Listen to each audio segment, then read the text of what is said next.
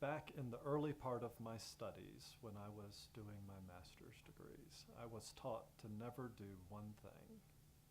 Today I'm going to suggest that you do the opposite.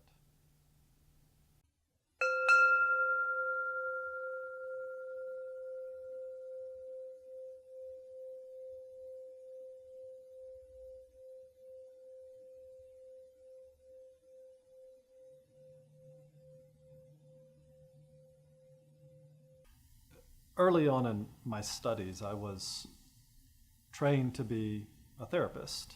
And one of the things that I was trained to do, two things really. One was to not ask questions. And two was especially not to ask the question, why? Of course, when I was taught this, the first thing that came out of my mouth was, why?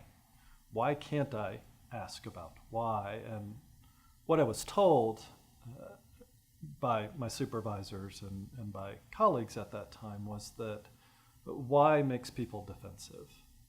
It makes them uncomfortable. It shuts down conversation. That was maybe 12 to 15 years ago now, and in the last year or so, I've come back around to this question of why again. And I'll step back a moment to say that growing up, my parents thought I would be a lawyer because I asked the question why so much, that because became a normal answer in our household. And so in the last year or so, I've tried to cultivate this practice of what I call curiosity. And it begins with the question why. Sometimes I'll walk out of my office here and I'll go and look out the window. I'll come up to the second floor of the library and look at the mountains. And they are different colors, there's different levels of haziness or cloudiness, and I'll wonder why. What's happening in those particular moments to change the shape and the color and the hue and the clarity of the mountains. I'll wonder why. And so this intentional practice for me has been a practice of curiosity.